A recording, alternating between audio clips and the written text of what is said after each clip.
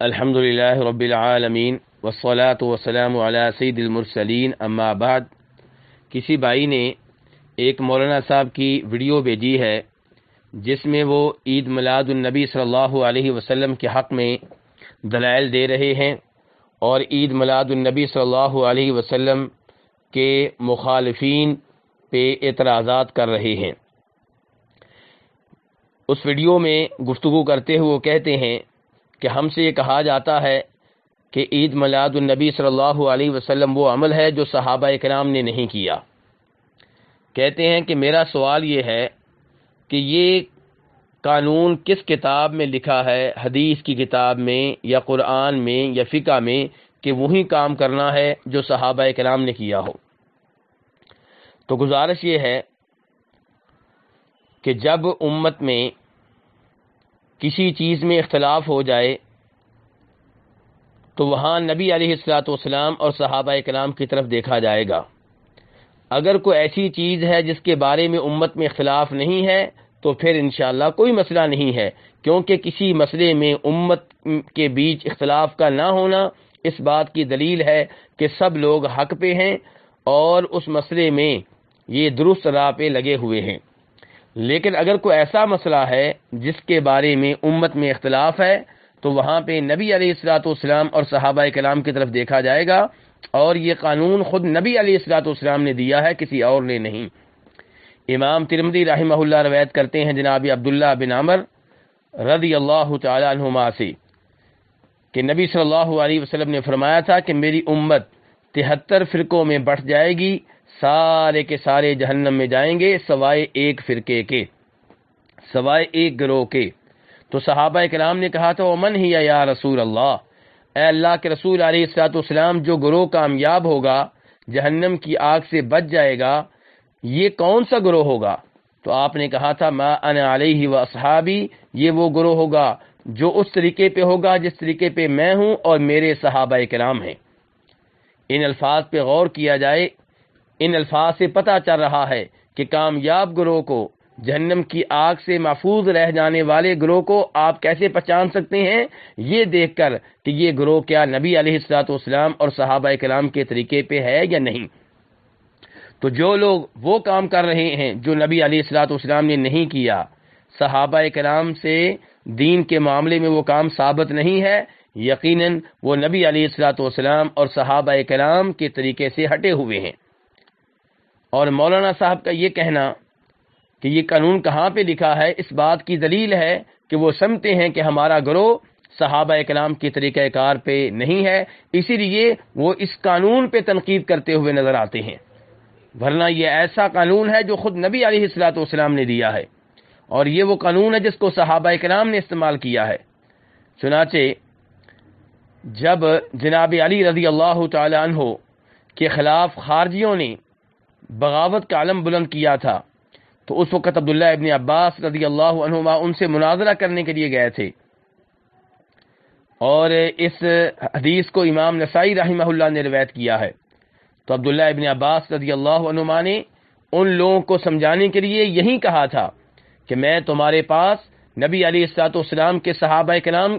کی طرف سے آ رہا ہوں، مہاجرین و انصار کا نمائندہ بن کر آ رہا ہوں، میں نبی علیہ الصلوۃ والسلام کے چچا کے بیٹے اور آپ کے داماد کی طرف سے آ رہا ہوں، اور یہ وہ لوگ ہیں جن پہ قرآن نازل ہوا، اور یہ قرآن کی تفسیر کو تم سے بہتر جاننے والے ہیں، اور تم میں صحابہ کرام میں سے کوئی بھی نہیں ہے۔ یہاں پہ دیکھیے کہ عبداللہ ابن عباس رضی اللہ عنہما نے خارجیوں کو سمجھانے کے لیے یہی قانون پیش کیا ہے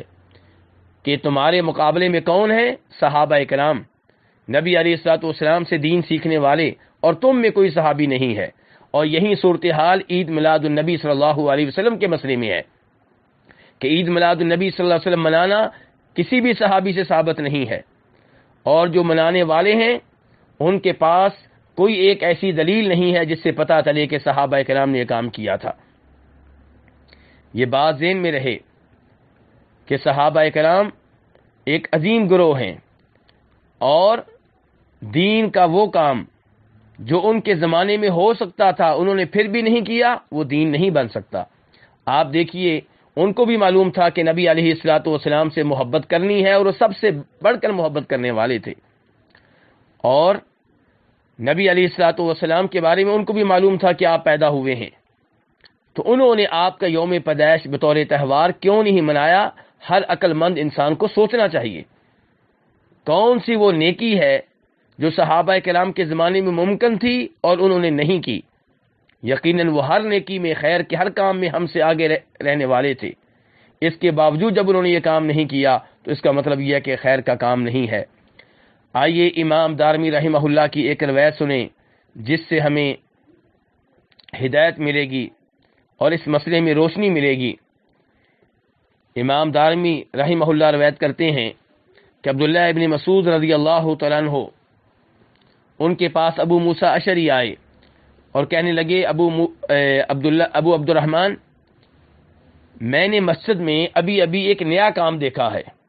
یہ کوفہ کی مسجد کا تذکرہ ہو رہا ہے اور ابو موسیٰ اشعری کہہ رہے ہیں کہ ابو عبد الرحمن، میں نے مسجد میں ابھی ایک نیا کام دیکھا ہے، ولم ارى والحمد للہ الا خیرا، لیکن جو کام دیکھا ہے اللہ کی حمد و ثنا بیان کرتا ہوں وہ خیر کا کام ہے۔ عبداللہ ابن مسعود فرمانے لگے وہ کون سا کام ہے؟ کہنے لگے آپ ابھی دیکھ لیں گے۔ پھر کہا کہ میں نے مسجد میں کچھ لوگوں کو دیکھا، حلقہ بنا کر بیٹھے ہوئے ہیں، نماز کا انتظار کر رہے ہیں، اور ہر حلقے میں ایک آدمی ہے، یعنی کہ امیر ہے، سربراہ ہے، اور ان لوگوں کے ہاتھ میں کنکریاں ہیں۔ ان کا امیر ان سے کہتا ہے کہ 100 دفعہ کہو اللہ اکبر، تو وہ 100 دفعہ اللہ اکبر کہتے ہیں۔ پھر وہ کہتا ہے 100 دفعہ کہو لا الہ الا اللہ، وہ 100 دفعہ لا الہ الا اللہ کہتے ہیں۔ پھر وہ کہتا ہے 100 دفعہ کہو سبحان اللہ، وہ 100 دفعہ سبحان اللہ کہتے ہیں۔ تو عبداللہ ابن مسعود نے ابو موسیٰ اشعری رضی اللہ عنہ سے کہا کہ آپ نے پھر ان سے کیا کہا؟ ابو موسیٰ اشعری فرمانے لگے میں نے ان سے کچھ نہیں کہا، میں آپ کی رائے کا منتظر ہوں۔ تو عبداللہ ابن مسعود کہنے لگے کہ آپ نے ان سے کیوں نہیں کہا کہ تم اپنے گناہ شمار کرو، تمہاری نیکیاں ضائع نہیں ہوں گی، یہ گننے کی ضرورت نہیں ہے، یہ میں ضمانت دیتا ہوں کہ تمہاری نیکیاں ضائع نہیں ہوں گی۔ پھر دونوں صحابی چل پڑے، مسجد میں ان لوگوں کے پاس آئے، عبداللہ ابن مسعود ان کے سر پہ کھڑے ہو گئے اور ڈانٹنے کے انداز میں کہنے لگے ما ھذا الذی اراکم تصنعون، یہ کیا کر رہے ہو؟ وہ کہنے لگے ہمارے ہاتھ میں کنکریاں ہیں، ان کے ذریعے ہم گنتے ہیں، تکبیر، تحلیل، تسبیح، اللہ اکبر کی گنتی کرتے ہیں، لا الہ الا اللہ کی گنتی کرتے ہیں، سبحان اللہ کی گنتی کرتے ہیں۔ عبداللہ ابن مسعود نے کہا اپنے گناہ شمار کرو، میں گارنٹی دیتا ہوں تمہاری کوئی نیکی ضائع نہیں ہوگی، ان کی نیکیاں شمار کرنے کی ضرورت نہیں ہے۔ اس کے بعد عبداللہ ابن مسعود نے کیا کہا یہ سن لینا چاہیے۔ کہا اے امت محمد، تم نے کتنی جلدی ہلاکت کا راستہ اپنا لیا ہے۔ غور کیجئے کہ وہ اللہ اکبر کہہ رہے تھے، لا الہ الا اللہ کہہ رہے تھے، سبحان اللہ کہہ رہے تھے، اور یہ وظیفے کرنا نبی علیہ الصلوۃ والسلام کی احادیث سے ثابت ہے، بلکہ اس کے کئی ایک فضائل ہیں۔ لیکن یہاں پہ عبداللہ بن مسعود کیوں ڈانٹ رہے ہیں؟ کیونکہ انہوں نے یہ وظیفہ کرنے کے لیے نیا طریقہ اختیار کیا ہے۔ تو نبی علیہ الصلوۃ والسلام سے محبت بالکل درست ہے، لیکن آپ سے محبت کے لیے باقاعدہ تیسری عید ایجاد کرنا اور اس کو ایسے بنا دینا اس دن کو جیسے عید الفطر کا دن ہوتا ہے یا عید الاضحیٰ کا دن ہوتا ہے، یہ بہت بڑا دین میں اضافہ ہے۔ سنیے عبداللہ بن مسعود کے الفاظ، کہہ رہے ہیں کہ تم نے کتنی جلدی ہلاکت کا راستہ اختیار کر لیا ہے۔ یہ ہے نبی علیہ الصلوۃ والسلام کے صحابہ کرام جو کثرت سے موجود ہیں، یعنی کہ انہوں نے یہ کام نہیں کیا۔ عبداللہ بن مسعود یہاں صحابہ کرام کا حوالہ دے رہے ہیں، اسی قانون کی بات کر رہے ہیں جس قانون کو مولانا صاحب ریجیکٹ کرتے ہوئے نظر آ رہے تھے۔ عبداللہ بن مسعود کہہ رہے ہیں کہ یہ آپ کے صحابہ کرام کثرت سے موجود ہیں، یعنی انہوں نے یہ راستہ اختیار نہیں کیا، تم نے کیوں اختیار کر لیا؟ اور مزید فرمایا ابھی تو آپ کے کپڑے بوسیدہ نہیں ہوئے، آپ کے استعمال شدہ برتن ٹوٹے نہیں۔ اور پھر کہا عبداللہ ابن مسعود رضی اللہ عنہ نے، اس ذات کی قسم جس کے ہاتھ میں میری جان ہے، کہ تم نے کوئی ایسا راستہ اختیار کر لیا ہے جو راستہ نبی علیہ الصلوۃ والسلام کے راستے سے زیادہ ہدایت پہ ہے، یا تم نے گمراہی کا دروازہ کھول لیا ہے۔ میرے بھائیوں، ٹھنڈے دل سے ان الفاظ پہ غور کیجئے اور یہی الفاظ عید میلاد النبی صلی اللہ علیہ وسلم پہ فٹ کیجئے۔ عبداللہ ابن مسعود نے کس پہ فٹ کیے ہیں؟ ان لوگوں پہ فٹ کیے ہیں جو اللہ اکبر کہہ رہے تھے، لا الہ الا اللہ کہہ رہے تھے، سبحان اللہ کہہ رہے تھے، لیکن انداز نیا تھا، گروپ کی شکل میں کنکریاں گنتے ہوئے، ایک امیر مقرر کر کے۔ تو عبداللہ ابن مسعود رضی اللہ عنہ نے ان سے کیا کہا ہے کہ یا تو تم نے نبی علیہ الصلوۃ والسلام کے طریقے سے بہتر طریقہ تلاش کر لیا ہے، یا تم نے گمراہی کا دروازہ کھول لیا ہے۔ اور ہم عید میلاد النبی صلی اللہ علیہ وسلم منانے والے دوستوں سے یہی کہتے ہیں کہ یا تو تم نے نبی علیہ الصلوۃ والسلام کے طریقے سے بہتر طریقہ تلاش کر لیا ہے یا گمراہی کا دروازہ کھول دیا ہے۔ وہ لوگ آگے سے کہنے لگے جناب عبداللہ ابن مسعود سے کہ ما اردنا الا الخیر، ابو عبد الرحمن اللہ کی قسم ہمارا ارادہ برا ارادہ نہیں، خیر کا ارادہ ہے۔